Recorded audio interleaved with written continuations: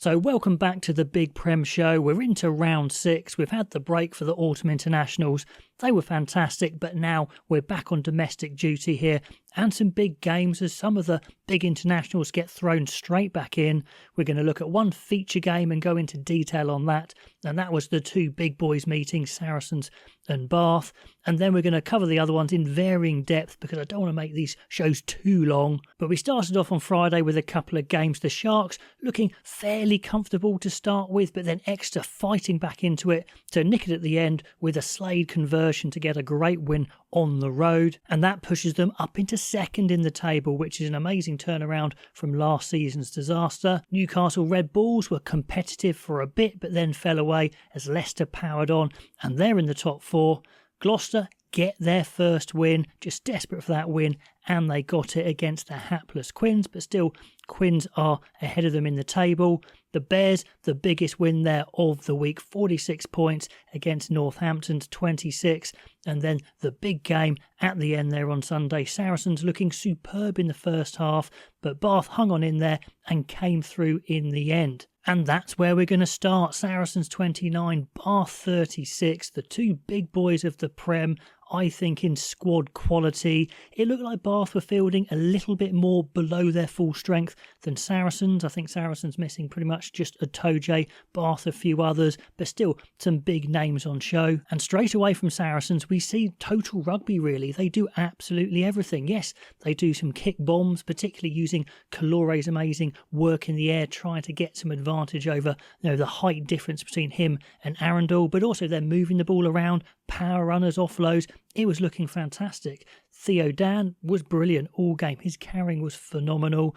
And Tom Willis early on, before he had to go off unfortunately, bullocking runs, setting up the play, getting them going forward. Daly was buzzing those long passes around, side to side. And in the end, Bath are just a bit too disorganised. Their props are left on one wing. Benno Urbano and Thomas Tatoy can't get out, and Saracens' backs just skirt around them easily. 1-2 pass to Malins, and they open the scoring. So brilliant start from Saracens as they've come to play. Benno, super impressive again. Now, he's really had a good autumn with England and he's carrying it on here in the form of his life, carrying up off a line out, another great phase attack. And Owen Farrell was getting a rare start at his preferred position of fly half as he fires out a double miss pass flat to Earl again for the telling break. Theo Dan again, I mean those two absolutely brilliant. Willis bumping off, offloading, again too much for Bath. They just run out of numbers as that attack just keeps coming and coming. It's brilliant stuff for Saracens until a really poor tackle actually from Riccioni, just one of those tickle tackles,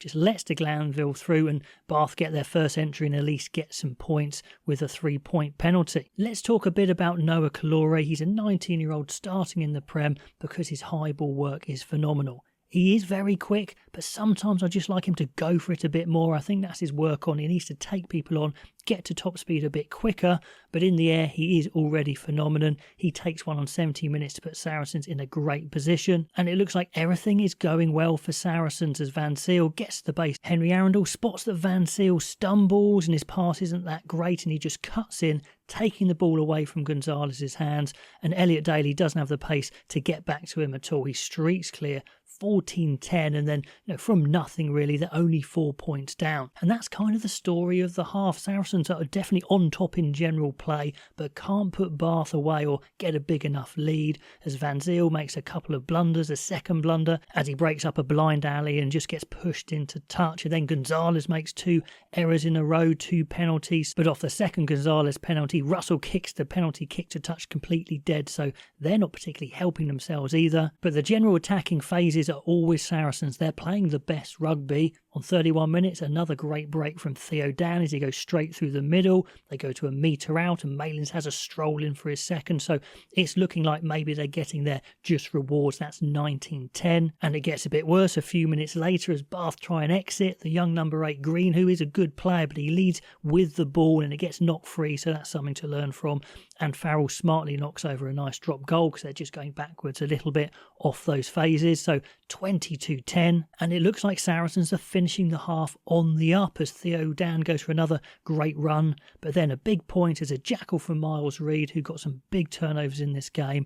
Bath go down the other end, get them all. They get shoved back, but they regroup. They chuck in the big backs of Thokanasiga and Will Butt, and they get Thomas Toy over the line.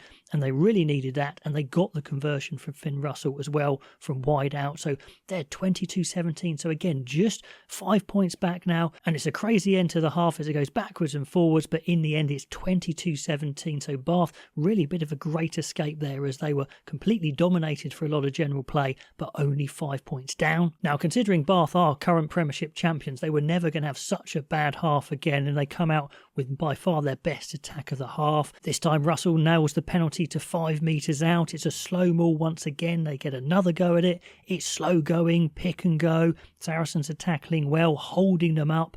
Huge period of the match, but then it's a clever tap penalty as it looks like it's another smash up by the forwards, but Spencer whizzes it back left and Calore's caught out of position and Butt goes over. I think Arundel was there as well.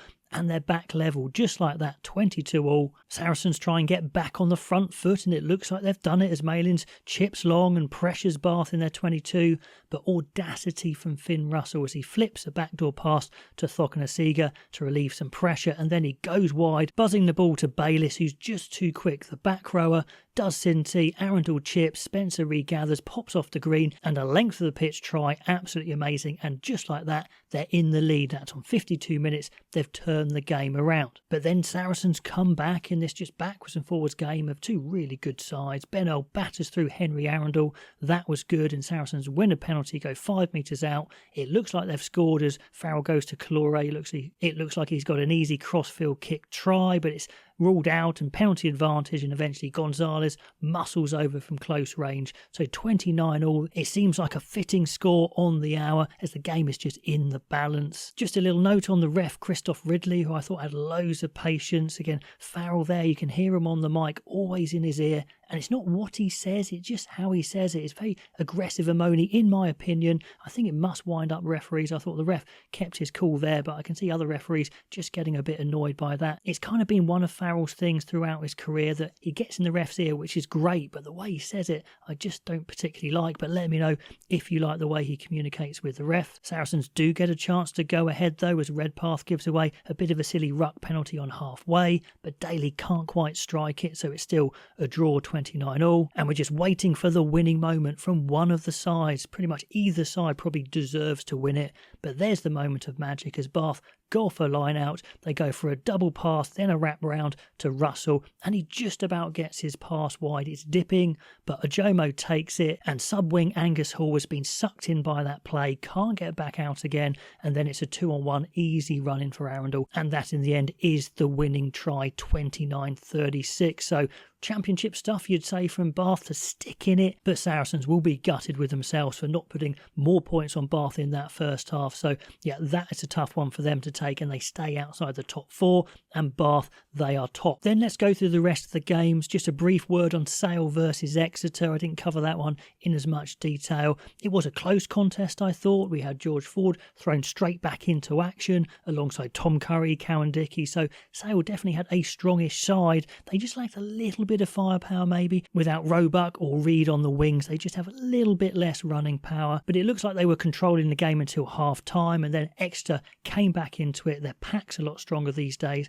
They've got Icky Tau there in the back line, that really helps, and they ground back into it, and it was one conversion either way at the end. Slade slotting it, and maybe one of the big takeaways is, could Slade actually kick for England? That was an interesting one. He's getting so good at it now in this season. So 26-27, brilliant win for Exeter, taking them to second in the table. Sale languishing a bit in the table there. Their playoff hopes already just getting a little bit thin, but they do have some quality in their side. Can they get back into this season? Then let's talk about the Newcastle Red Bulls and Leicester game in a bit more detail. 17-39, and the question to me is, how close are Newcastle Red Bulls to getting a win? How close are they to being competitive? Well, I think they are competitive for a lot of the games they play, and they're probably just one more transfer season season away from, really getting in there and getting some wins. I don't really mind the way that Newcastle Red Bull play. They're quite balanced. They have a mix of tight and expansive play. They're trying to play positive rugby.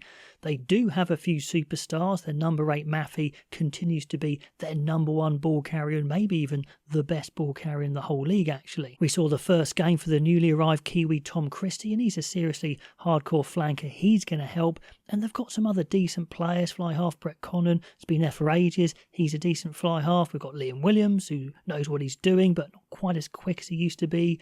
The scrum half Cruz, who was on the bench in this time, is a proper talent. Hurl, the wing centre's pretty decent, but in and around that, there are still quite a lot of journeymen in the greatest respect, and they just don't quite have enough star power to compete. They're starting to put their coaching team together. We saw on the sideline Stephen Jones, who's going to be their new attack coach, and maybe Gregor Townsend will be their new head coach if Scotland part ways with him. We will see. So next season could well be a lot better. This season, though, just not quite good enough.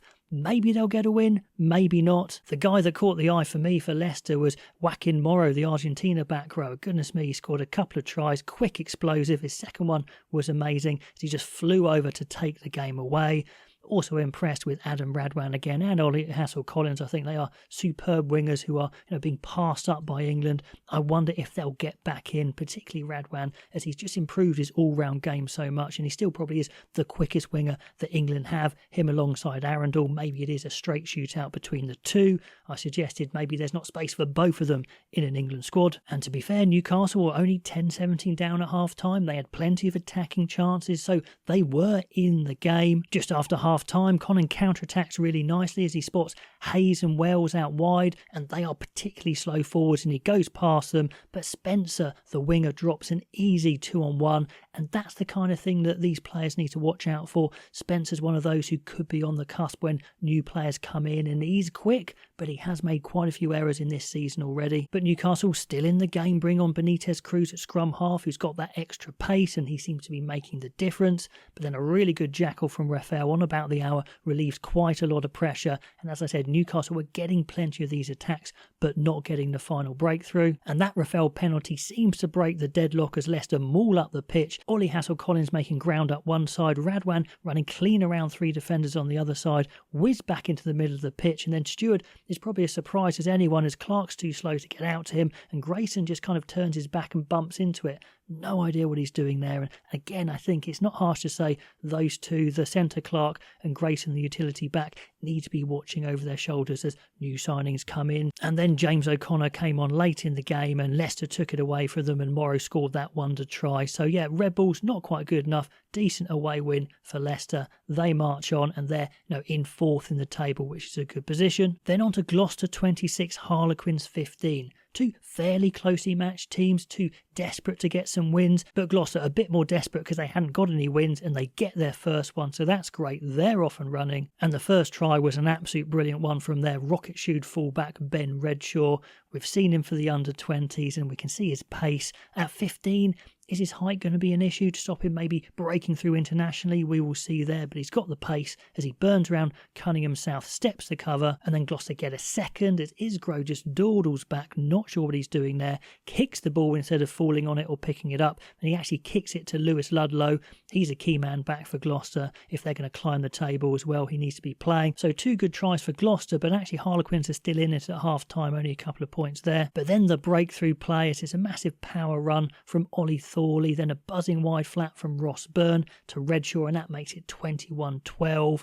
Now, I think I'll stick to my opinion that Ross Byrne isn't really quick enough to play the way Gloucester want to play, but skills-wise, he's good. He can stand and pass with the best of them, and that was a good one, and Thomas Williams is a world-class player as well. So a good game for the halfbacks, definitely. And then a second killer as Guido Petty, his restart pod, just misjudges the kick, and then a classic setup of a line-out as Seb Atkinson crashes up, and Seb Atkinson is a player I should have mentioned in my last England video, being in the mix. He's definitely put on some power as well this season, showing he can crash it up and run the ball. And then another nice pass from Ross Byrne, nice and wide to Ollie Thorley, and he's through. It's a good try, but on replay it's a strange Quins defence as Anderson is the last man, but decides to rush Redshaw even when there's no chance of getting there. which means Nick David has to drift from inside him to try and get out to Thorley, but he can't. So it's pretty poor defence really from the whole team, but Anderson, not sure what he's doing there. Is he an actual specialist fullback? I'm not sure. And the whole back line for Quins is just a little bit small. It's a little bit out of position. We saw what one of their ex-players could do, obviously Andre Esterhuizen for South Africa, and I think he definitely propped up Quins for quite a long time. And because Quins still don't quite carry that punch, they can't create the chaos for their smaller backs to cut loose, and they're trying to create something when defences have set, and it's just not working. So good win there for Gloucester, pretty hapless there for Harlequins. And then the last game is a really good win for Bristol, 46-12, the first time Bristol have looked really happy and comfortable. They've got a few players back as well, so they're looking stronger player for player. And the game started badly for Northampton anyway, as their young winger, the 19-year-old Eduardo Todoro, has had a brilliant start to the season. He's a fully fledged Italian international, but the start of this game brought him crashing down to earth as he brought a Bristol back crashing down to earth, taking him in the air, and it's a red card. Luckily, only a 20-minute red card, but that was enough for a couple of tries for Bristol, and they were on fire from that point on for the whole first half. Marmion, the scrum half, razor sharp, offloading, their handling at the best. It was dry conditions.